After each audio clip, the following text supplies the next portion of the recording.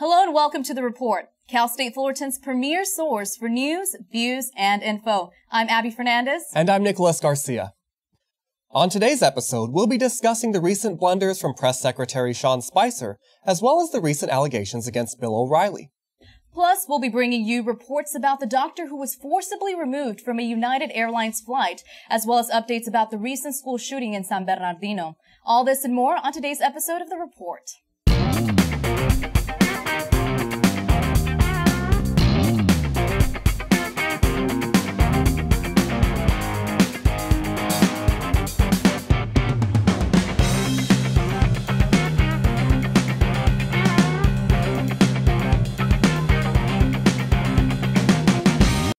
Before we delve into our first hot topic, we'd like to invite you to be a part of the discussion this semester's season. Click on the link in the caption of any of our report episodes to fill out a secure Google form with your opinion on any controversial issue that we've talked about now or in the past, as many of these issues are recurring and evolving, ranging from gun control to abortion, climate change, or the state of politics right now. All we ask is to please keep it civil. White House Press Secretary Sean Spicer caused an uproar recently when he said that Nazi leader Adolf Hitler, whose regime gassed millions of Jews during the Holocaust, did not use chemical weapons during World War II. Spicer stumbled while trying to make a point about Syrian President Bashar Assad, who is accused of employing chemical weapons against his citizens. Russia's government has backed Assad. Spicer stated, quote, "We did not use chemical weapons in World War II. You had someone as despicable as Hitler who did not even sink to using chemical weapons. If you are Russia, ask yourself, is this a country and regime that you want to align yourself with?" End quote. Given the opportunity to clarify his comments, Spicer misspoke again by trying once more to draw a distinction between Assad and Hitler, which in regard to the latter, the press secretary said, quote, "did not gas his own people," end quote. He also stated, quote, "when it comes to sarin gas, Hitler was not using the gas on his own people the same way that Assad is doing," end quote. He also appeared to refer to concentration camps as Holocaust centers. The remarks were widely mocked by Democrats and criticized by groups such as the Anne Frank Center for Mutual Respect, which called for Spicer to be fired. The blunder prevented Spicer from truly argumenting the White House's message on Syria, even as Secretary of State Rex Tillerson landed in Moscow for high-level meetings. Now I ask you, if the press secretary can't talk about what's currently the biggest policy issue in the news without making massive errors and saying deeply offensive things about the Holocaust, how good of a press secretary is he? Does he still deserve his job? Nick, what do you think? Well, I think, aside from this huge blunder that really I don't think anybody should be saying, but continuously he's not acting like a typical press secretary. Now, granted, nothing in this administration has been typical, but the press secretary is supposed to be able to engage with the press in, at least a respectful way. And he hasn't proven to do that. And he's not proven to know facts about basic things like the Holocaust. Yeah, no, you're right. I feel like I'm always saying you're right, because you're right. The responsibility of a press secretary is simply to act as a spokesperson, on behalf of the government, on behalf of the president, on behalf of all of them all. And they should know the basic stuff at least, if not more. These people need to get quizzed, He did mention, though, that people make mistakes all the time, and he's right. People do make mistakes. But he shouldn't be making these mistakes. At this sort of caliber, you shouldn't be doing stuff like that. Absolutely. I agree with you that he is kind of like the PR agent for the president and for the White House. And I understand that his job is to make whatever happens look the best for the White House and for President Trump. However, he has, disregarded facts. And when you're sitting in a room full of journalists, it's their job to look for when you're saying something wrong or when you're telling a lie.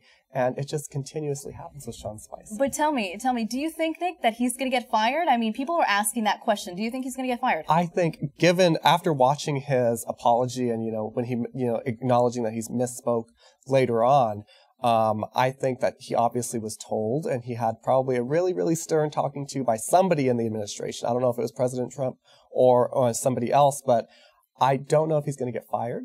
It should be interesting to watch. The things that he's done up until this point should have gotten him fired. and we haven't seen it yet. So yeah, I think so too. I don't think he's going to get fired. If he would have gotten fired, or if that's something, it would have already sort of come out. Something would have come out. But he's still giving apologies. He was giving apologies, earlier today. I mean, that just makes it seem like he's not going to get fired. He's not going anywhere. I just hope that this means and makes him learn more, grab his books, and understand that his role is very crucial. Yeah, no, absolutely, I agree.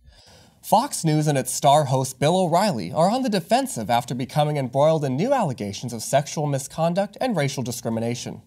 Some allegations began last summer and led to the downfall of former Fox News chief Roger Ailes.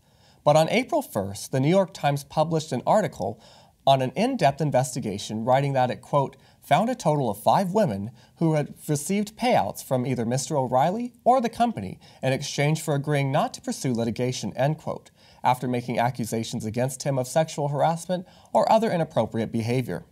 The Times has reported that 2 of the settlements took place since Ailes' resignation in July, and it's important to note that some of the settlements reported in the story were already known and date back as far as 2004, totaling $13 million in payouts.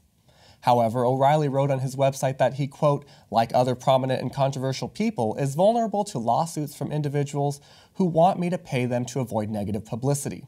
In my more than 20 years at Fox News Channel, no one has ever filed a complaint about me with the Human Resources Department, even on the anonymous hotline, end quote. Dozens of companies have since yanked their advertisements from his show, The O'Reilly Factor, since the report came out, potentially hurting Fox's bottom line. The program brings in more revenue than any other show on Fox News, CNN, or MSNBC, according to a market research firm. Wendy Walsh, a regular guest on O'Reilly's show, spoke to ABC News about her allegations, first detailed in the Times investigation. She said she received a dinner invitation from O'Reilly after she began appearing on a regular Thursday night segment on his show. She stated, quote, as we walked past the hostess stand at the restaurant, he turned towards the bedrooms, and I turned left towards the bar. He caught up with me and said, no, come back to my suite, end quote. According to her, O'Reilly became hostile after she declined his offer. She said she appeared on his show only a few more times. With O'Reilly's ratings actually increasing since the report, is Fox News attempting to smooth over this serious problem? What are we to do when major companies attempt to dilute major allegations like this? Abby? Are they attempting to smooth this serious problem? I think so. At the beginning, I didn't think so. I'd seen, we talked about the ratings increasing and stuff, and I believe that's the public saying, we don't believe these allegations, right? They're saying we're going to stick by O'Reilly. I mean, it's O'Reilly, right? It's Bill O'Reilly. But I do believe now they are acting on it. On Tuesday, after his show, The O'Reilly Factor, he announced that he was going on vacation, right? And so I believe that's setting the mood for people to understand that there is something behind here. There's something going on. I mean, what do you think? Right. Well, like you, I kind of thought that maybe they weren't going to do anything about it. The ratings are increasing. You have someone like the President of the United States coming to your defense. I mean, it looks really good for the brand. I mean, people are watching and tuning in to see what Bill has to say regularly. And in fact, even with these, advertisers backing out, people are still watching. So that just shows that he's probably not going anywhere. He might be, scorned or, yelled at a little bit, or maybe disciplined in some minor way. Maybe it's the vacation. Maybe it's going to be a longer vacation than expected. But I, have no doubt in my mind that he will still be on the air. He did say, though, about the vacation that he had already pre-planned it back in fall of last year. Yeah. So there's a lot of sketchy stuff going on. Right. And I mean, $13 million is a lot of money. So I'm assuming, even coming from just 5 people to distribute it to them, it's more than $2 million each. I mean, there had to have been something significant behind there. In terms of what do we do to dilute, sort of companies doing this, right? Well, all we can do really is make commotion, right? Talk about it, say this is an issue, right? What are we going to do? And investigate ourselves, right? Have them investigate even further, to sort of get down to the business and what it is, so the public can know what's really happening. Because if this guy did do this, well, I don't want to watch him. Right, absolutely. I mean, it's our job as journalists, and I think it's our job as a society to make sure that we're holding people accountable and watching out for things like that. You're right. But anyway, on other news, United Airlines CEO is under fire as customers are outraged after a man was violently removed from an overbooked flight. And by now, everyone's probably seen the cell phone footage of security officers dragging the man down the plane's aisle by the arms and legs while other passengers shout in protest. The man has been identified as 69-year-old Dr. David Dow. However, it turns out anyone can be kicked off an overbooked flight against their will. In 2015 alone, 46,000 customers were involuntarily bumped from flights, according to the Department of Transportation. After passengers had boarded the plane Sunday night, United said it needed to clear some seats because 4 members of another flight crew needed to sit down. If those crew members didn't get on board, their flight would have been canceled, a United spokeswoman said. The man, who ended up bloodied and screaming, had initially agreed to get off the plane, according to a passenger, Jace Onspach. He said, quote, him and his wife, they volunteered initially, but once they found out that the next flight wasn't until late the next day, he said, I can't do that. I gotta be at work. So he sat back down, end quote. The harder the officers tried to get the man to leave, the harder the man insisted he'd stay.